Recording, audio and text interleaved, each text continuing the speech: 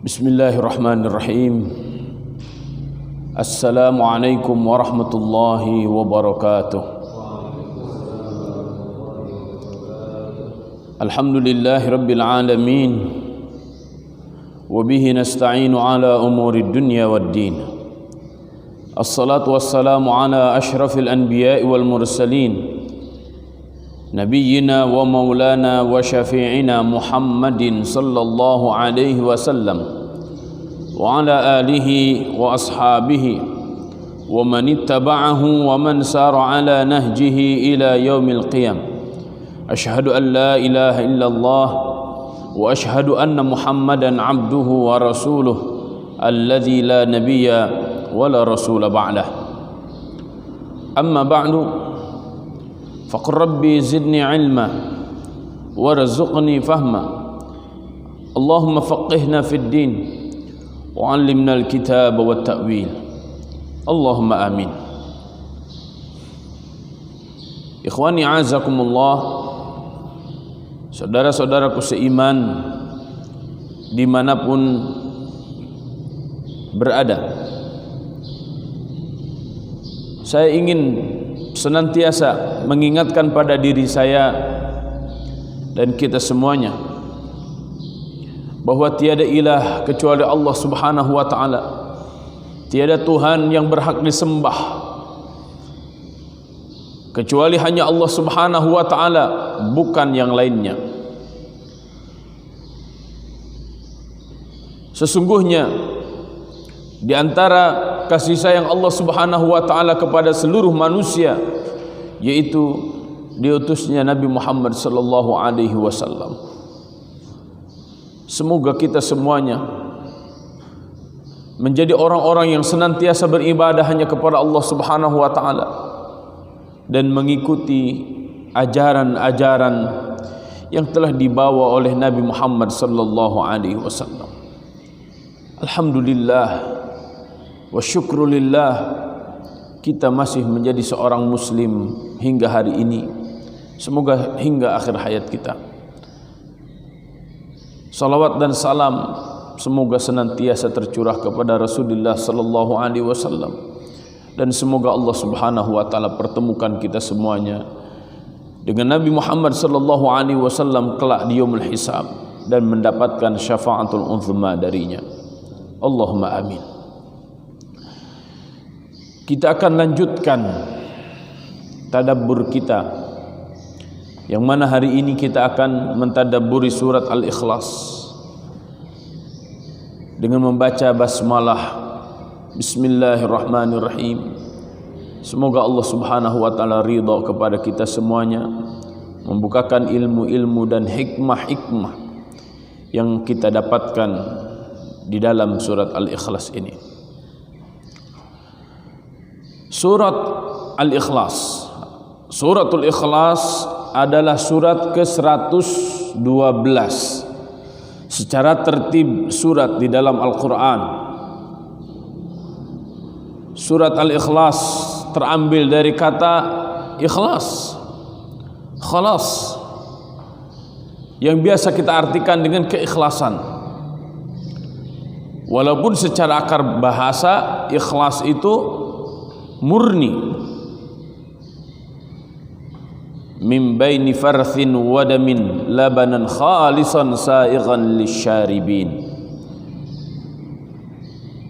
Kemurnian, keikhlasan menunjukkan tidak ada tujuan-tujuan, harapan-harapan selain harapan-harapan dan tujuan-tujuan yang tertuju kepada Allah Subhanahu wa taala. Keikhlasan disebut dengan keikhlasan dalam beramal, ketika seseorang menjadikan semua amal yang dilakukan itu karena Allah, mengikuti contoh dari Rasul sallallahu alaihi wasallam, dan ketika dia telah lakukan, yang dia harapkan hanya keridhaan Allah Subhanahu wa taala, bukan keridhaan makhluk yang lain, bukan keridhaan seseorang, bukan harapan-harapan selain dari Allah Subhanahu wa taala hanya kepada Allah Subhanahu wa taala. Surat Al-Ikhlas dinamakan surat Al-Ikhlas karena kita akan mendapatkan di antara pelajaran-pelajaran terpenting adalah ketika seseorang mengakui dan meyakini bahwa Allah Subhanahu wa taala sebagai Tuhannya, maka hal itu harus dilandaskan pada keikhlasan, bukan karena paksaan, bukan karena tekanan dari orang lain. Ini di antara hikmah yang kita dapatkan kenapa surat Al-Ikhlas dinamakan surat Al-Ikhlas. Surat Al-Ikhlas, para ulama tafsir menggambarkan ini karena ada orang-orang yang datang kepada Nabi Sallallahu Alaihi Wasallam dan mempertanyakan tentang Tuhan, tentang Allah Subhanahu Wa Taala. Walaupun memang sebagian riwayat ada yang mengatakan ini kondisinya di Arab, ini kondisinya di Madinah, orang-orang Yahudi Madinah. Tapi pendapat para ulama tafsir yang lebih kuat adalah sebelum hijrah. Berarti orang-orang Mekah. Ya, itu disebutkan secara detail oleh Imam Al-Baghawi di dalam tafsirnya. Dan saya lebih cenderung, lebih condong kepada pendapat para ulama tafsir yang menjelaskan bahwa surat Al-Ikhlas ini diturunkan sebelum Nabi Sallallahu Alaihi Wasallam hijrah dari Makkah ke Madinah, maka digolongkan surat ini dengan surat Makkiyah. Jumlah ayat dalam surat ini ada 4 ayat. Walaupun 4 ayat, tapi jika kita perhatikan pendapat-pendapat para ulama, surat Al-Ikhlas ini seakan sudah mencakup sepertiga Al-Quranul Karim. Kenapa seperti itu? Jika Al-Quranul Karim dibagi 3, maka kita akan mendapatkan sepertiganya tentang tauhid, sepertiganya tentang hukum, dan sepertiganya tentang kisah. Ini jika Al-Quran kita bagi 3, sepertiganya tauhid, sepertiganya hukum, dan sepertiganya kisah. Maka surat Al-Ikhlas ini dari ayat pertama sampai ayat keempat semuanya menjelaskan tentang tauhid. Maka oleh karena itu logis jika surat Al-Ikhlas ini disebutkan mencakup sepertiga dari Al-Quran, karena memang sepertiga dari Al-Quran itu pembahasannya tentang tauhid.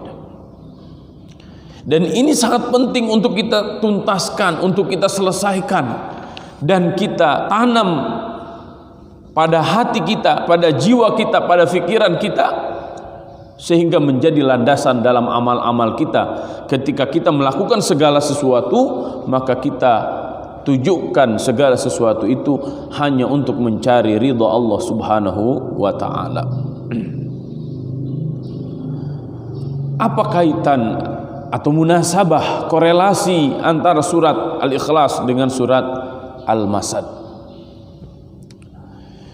Jika kita perhatikan di surat Al-Masad atau surat Al-Lahab atau surat Tabbat, Allah Subhanahu wa ta'ala menggambarkan sosok manusia sekeluarga begitu benci kepada Nabi Muhammad sallallahu alaihi wasallam, karena apa yang dibawa oleh Nabi Muhammad sallallahu alaihi wasallam adalah ajaran tauhid.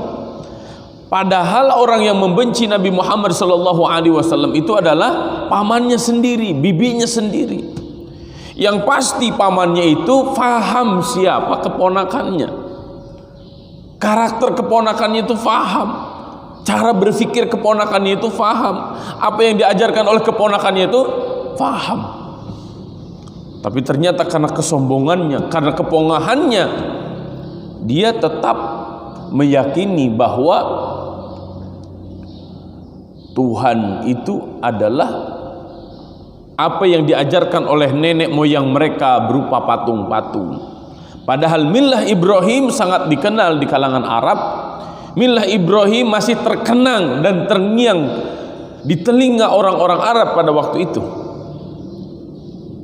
Ya, ini khusus tentang ini saya menyarankan kepada semuanya untuk perhatikan jangan sampai memberikan nama yang salah kepada anak kita. Ya, ini Abu Lahab namanya Abul Uzza. Abul Uzza itu bapaknya Uzza. Bapaknya Uzza itu apa? Berarti dia bapaknya punya anak Uzza. Uzza itu patung yang dianggap Tuhan oleh orang-orang Arab. Orang Arab Quraisy. Jadi jika Abul Uzza ini menunjukkan kemusyrikan, maka Allah Subhanahu wa taala harus menjelaskan akidah yang benar itu seperti apa, yaitu bertauhid.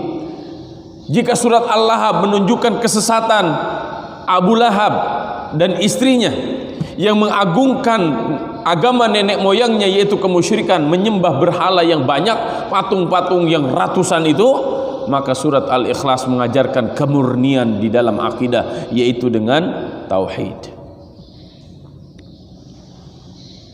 Maka surat Al-Ikhlas meneguhkan sifat-sifat Allah Subhanahu wa taala, sifat-sifat Tuhan yang layak dijadikan Tuhan itu seperti apa, sehingga diskusinya, perdebatannya itu jelas tentang Tuhan itu seperti apa, sosok Tuhan itu.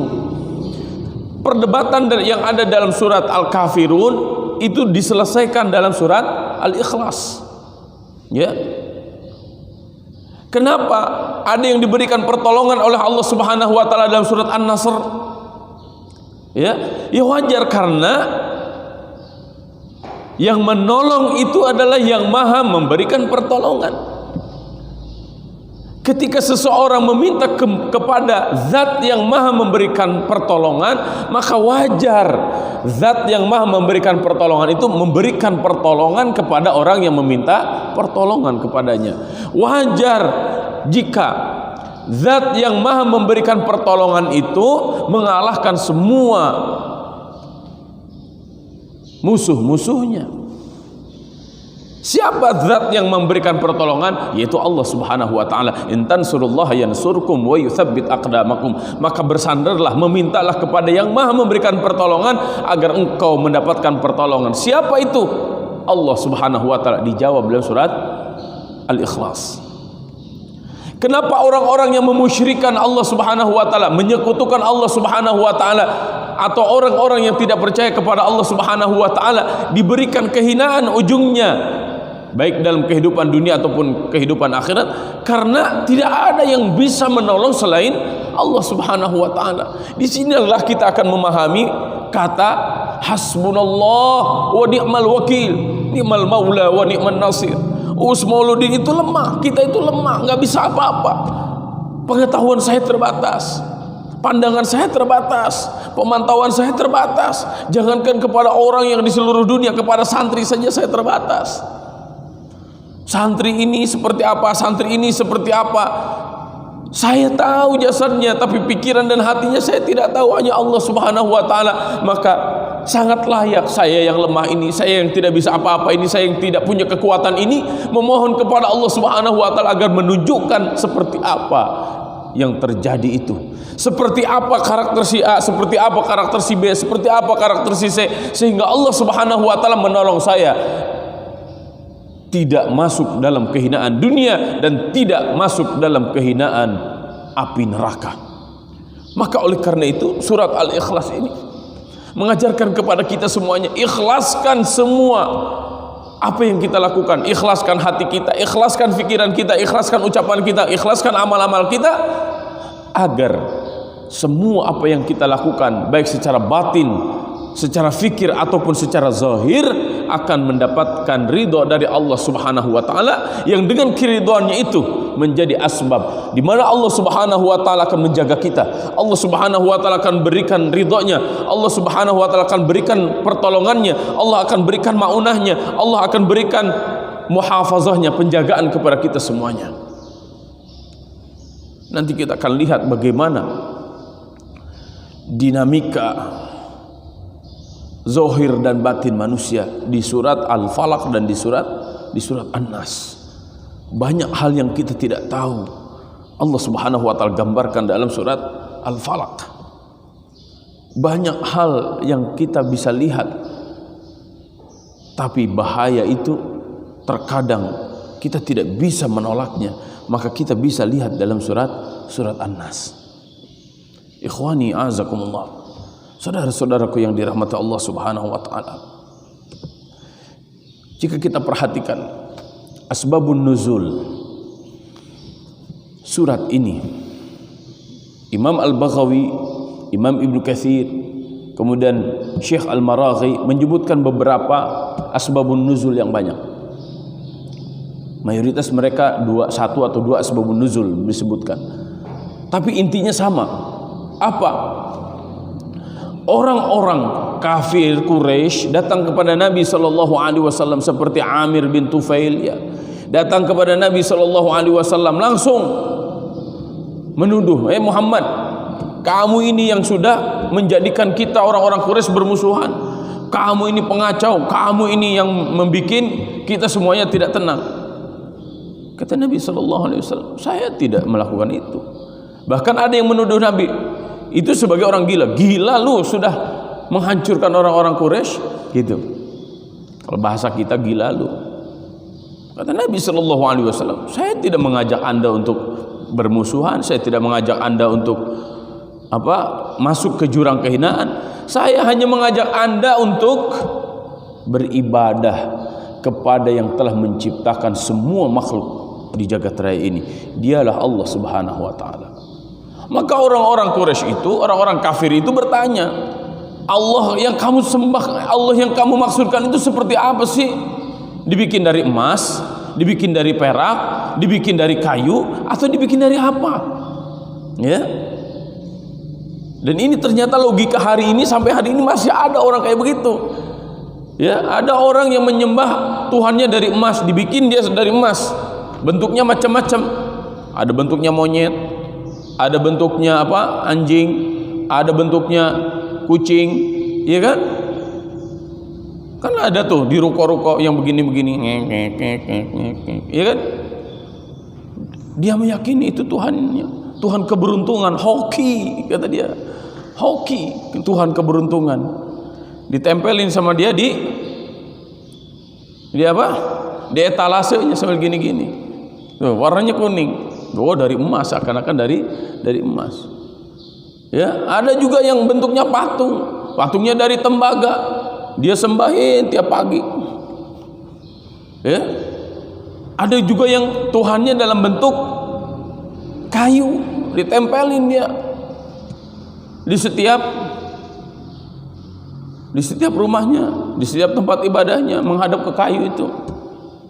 Ada juga yang sifatnya animisme, dinamisme, ya, Tuhan-Tuhannya yang gentayangan-gentayangan, disebut genderuwo lah, disebut inilah, disebut itulah, disembah sama dia.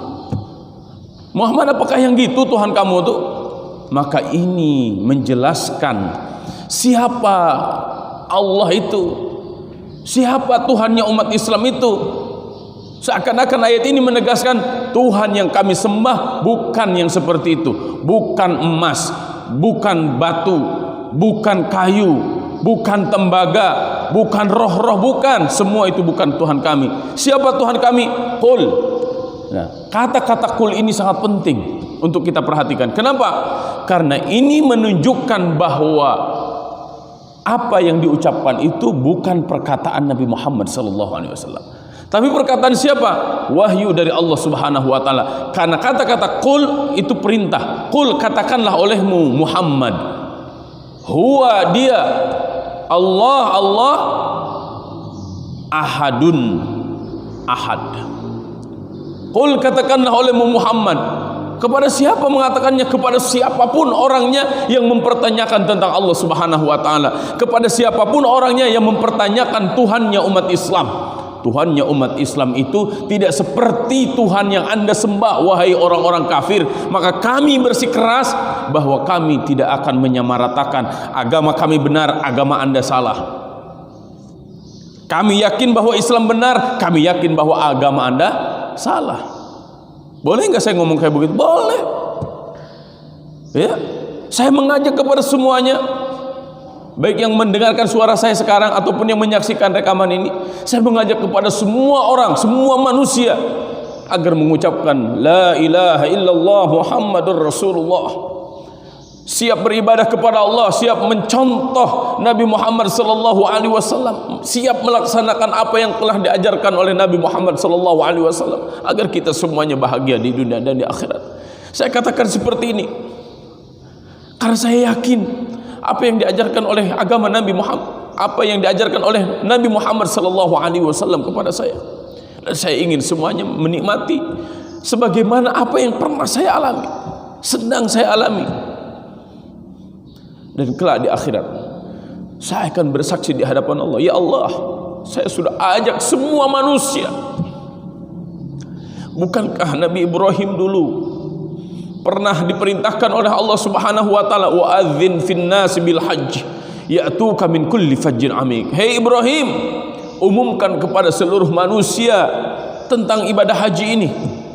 Ya, maka Allah Subhanahu wa taala hanya memerintahkan itu. Kata Nabi Ibrahim, mungkin pakai apa? Pakai pengeras suara atau pakai apa? Ternyata sampai hari ini semua orang mengenal ibadah haji. Maka saya pun seperti itu. Saya suruhkan kepada semua orang, saya ajak kepada semua orang, mari masuk Islam, mari menikmati agama Islam, mari kita nikmati bersama-sama. Karena Islam bukan hanya sekadar kata-kata, bukan hanya sekadar teori-teori, akan tetapi Islam harus kita laksanakan agar kita selamat dunia dan akhirat. Qul, katakanlah olehmu Muhammad, qul katakanlah olehmu Uus Mauludin, qul katakan olehmu Husni Mubarak, qul katakan olehmu Ilyas, qul katakan olehmu Salman. Ketika kita berinteraksi dengan Al-Quran, seakan-akan Al-Quran itu diturunkan kepada kita, seakan-akan Allah Subhanahu wa ta'ala sedang berbicara dengan kita, bukan untuk orang lain dulu, bukan. Apa yang harus dikatakan oleh Nabi Muhammad SAW dan kita sebagai pengikut Nabi Muhammad SAW, huwallah, dialah Allah ahadun ahad, yang esa, yang satu, la yata'addad, tidak berbilang sebagaimana Tuhan orang lain. Ya, kalau kita tanya angka 2, sebelum angka 2 angka berapa? Sebelum angka 3 angka berapa? Angka 2. Sebelum angka 2 angka 1. Asal angka 1 dari mana?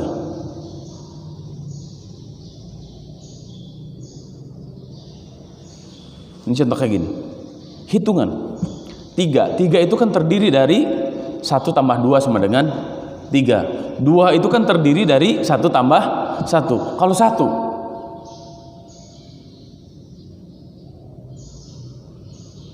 semua bilangan selain 1 itu ada asalnya. Contoh 8 dari mana? 4 kali 4, atau yang lebih gampangnya 1 tambah 7 sama dengan 8. Pertanyaannya sekarang, kalau 1, kurang lebih begitulah gampangannya. Ya, sekarang kita mempertanyakan Allah, bagaimana Allah? Enggak usah nanya itu dulu. Itu di luar kapasitas kita. Maka karena di luar kapasitas kita, wahyu yang berbicara.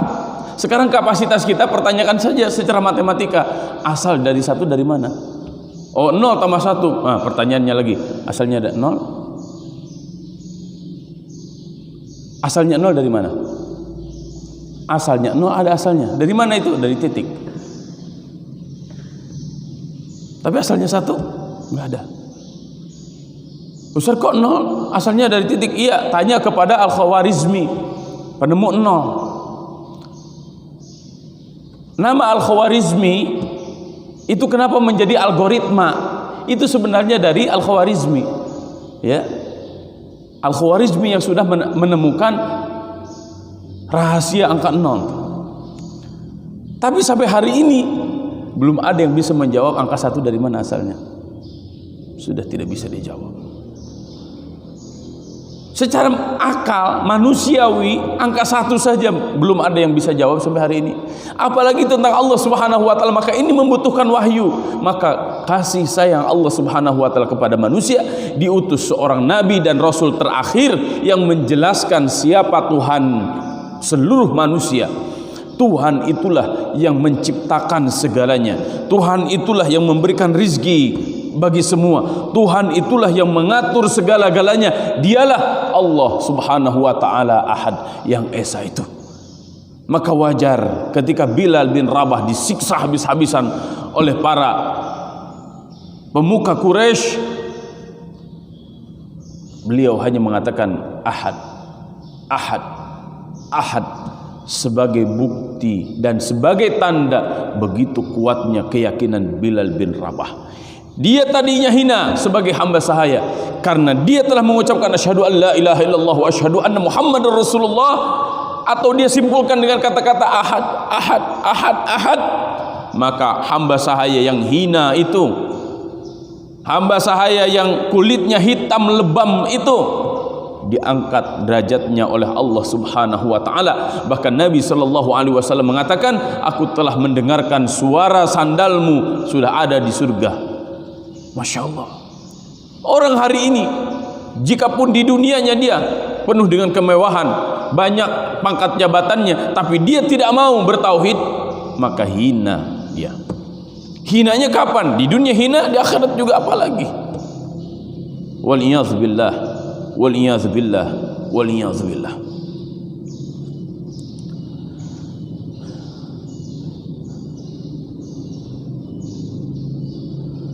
Allahus Samad.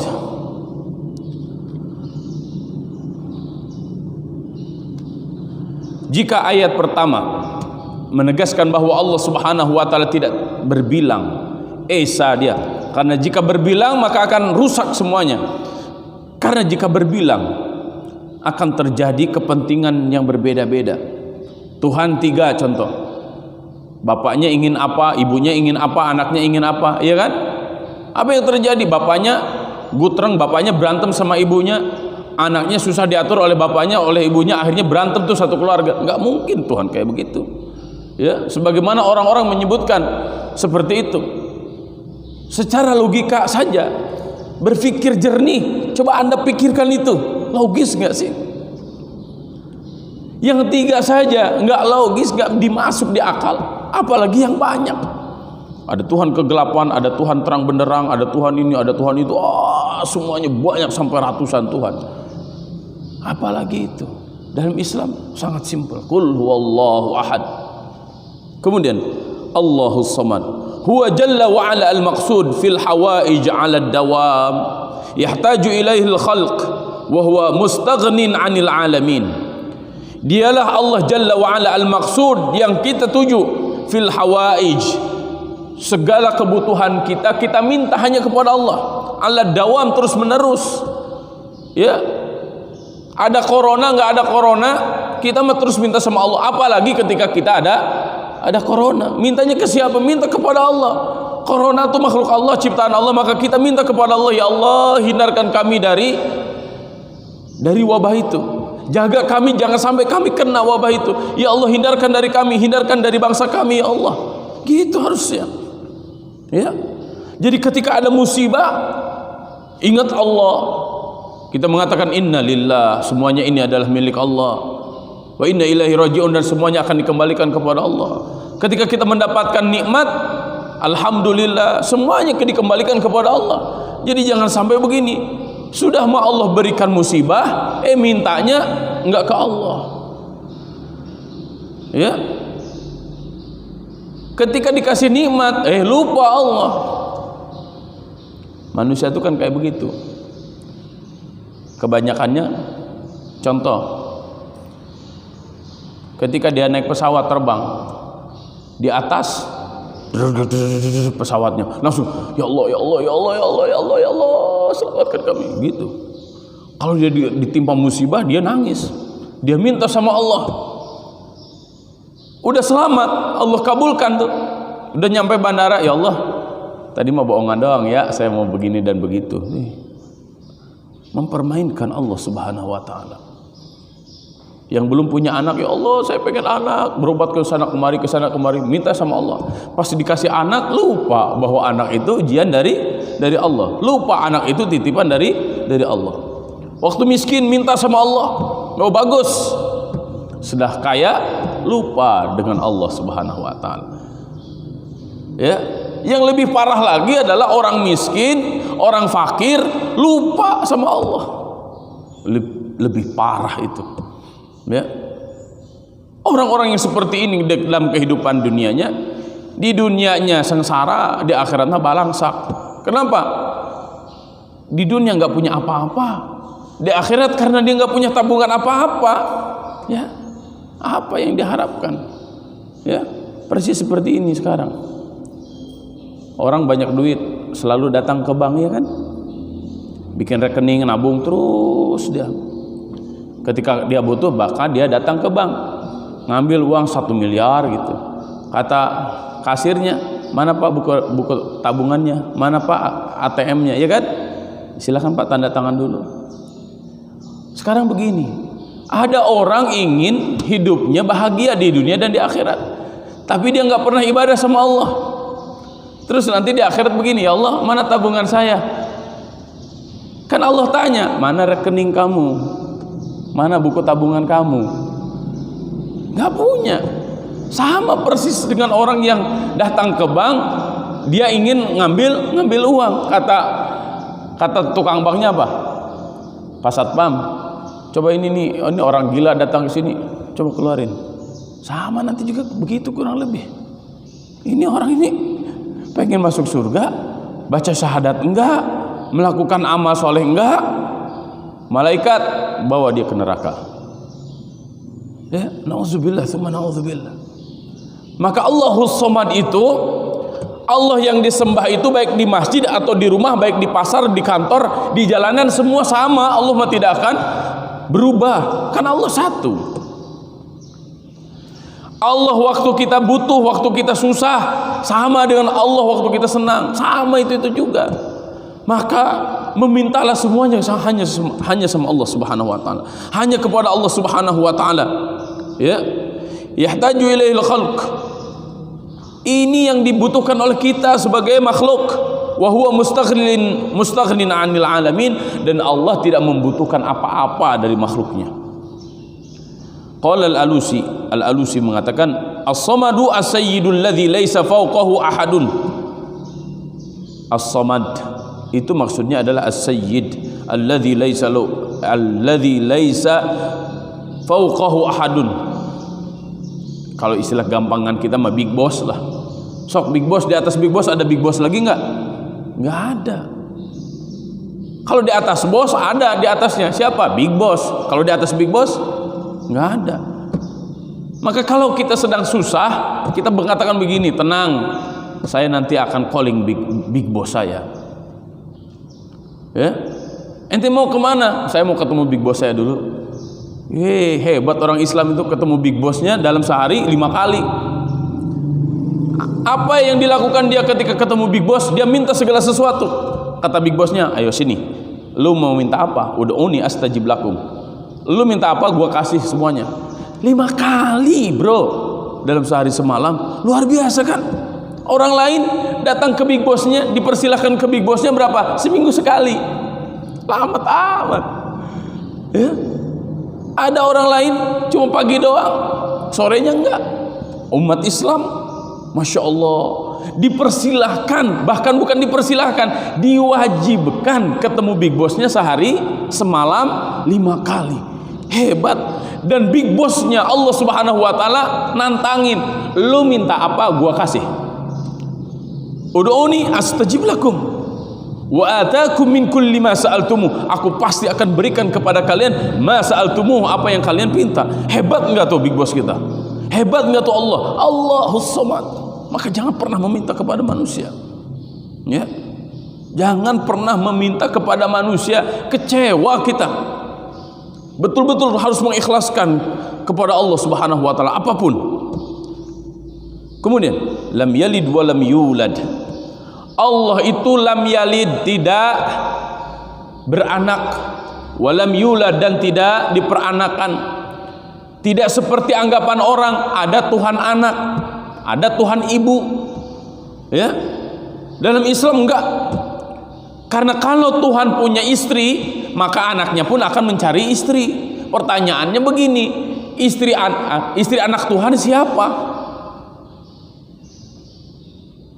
Iya kan? Sekarang orang kaya aja pengen kawinnya sama orang kaya kok. Penguasa pengen kawinnya sama penguasa kok. Iya kan? Untuk menjaga kekayaannya, untuk menjaga kekuasaannya. Tuhan, masa Tuhan kawinnya sama manusia tuh? Downgrade itu mah bro, turun derajat. Maka nggak mungkin Tuhan itu punya istri, punya anak. Ya, nggak mungkin. Dalam Islam, lam yalid wa lam yulad. Kenapa kayak begitu? Walam yakul lahu kufuwan ahad. Allah Subhanahu wa taala tidak sama dengan apapun. Ya gimana sama? Orang yang menciptakan kok. Contoh kayak begini. Saya bikin peci ini sama imamah ini. Peci dan imamah ini sama nggak dengan saya? Ya beda lah. Saya yang bikin baju ini. Baju ini sama dengan saya nggak? Ya nggak sama lah. Ya. Walam yakul lahu kufuwan ahad. Bagaimana cara memahaminya? Nanti pahami asma dan sifat Allah Subhanahu wa taala. Wa ilahukum ilahu wahid, la ilaha illa huwar rahmanur rahim. Inna fi khalqis samawati wal ardi wa ikhtilafil laili wan nahari wal fulk allati tajri fil bahri bima yanfa'un nas wa ma anzalallahu minas samai min ma'in fa ahya bihil arda ba'da mautiha وبث فيها من كل دابة وتصريف الرياح والسحاب المسخر بين السماء والأرض لآيات لقوم يعقلون. Fahami asma dan sifat Allah Subhanahu wa taala.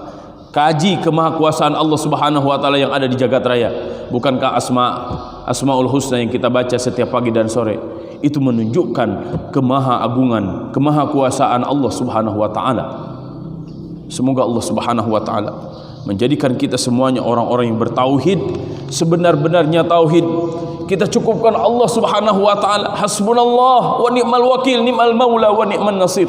Kapanpun dan dimanapun kita berada, dalam kondisi seperti apapun, maka yakinlah bahwa Allah Subhanahu wa taala yang maha segala-galanya. Maka mintalah hanya kepada Allah Subhanahu wa taala. Yakinlah Allah tidak seperti makhluk yang lain. Allah tidak seperti manusia. Allah tidak seperti orang-orang yang kita kenal. Allah Subhanahu wa taala maha segala-galanya. Semoga Allah Subhanahu wa taala jadikan kita orang-orang yang ma'rifat kepada Allah Subhanahu wa taala. Semoga Allah jadikan kita orang-orang yang mati karena menegakkan agama Allah Subhanahu wa taala. Semoga Allah Subhanahu wa taala memasukkan kita semuanya ke surga Firdausil A'la bi ghairi hisab. Allahumma amin. Allahumma amin. Wa sallallahu ala nabiyyina Muhammadin wa ala alihi wa sahbihi ajma'in. Allahumma inna nas'aluka ridhaka wal jannah wa na'udzu bika min sakhatika wan nar. Wallahu a'lam bissawab. Wallahu al-muwaffiq ila aqwamit thariq. Wallahu ya'khudhu bi aydina ila ma fihi khairun lil islam wal muslimin. Subhanakallahumma bihamdika nashhadu an la ilaha illa anta nastaghfiruka wa natubu ilaik. Wassalamu alaikum warahmatullahi wabarakatuh.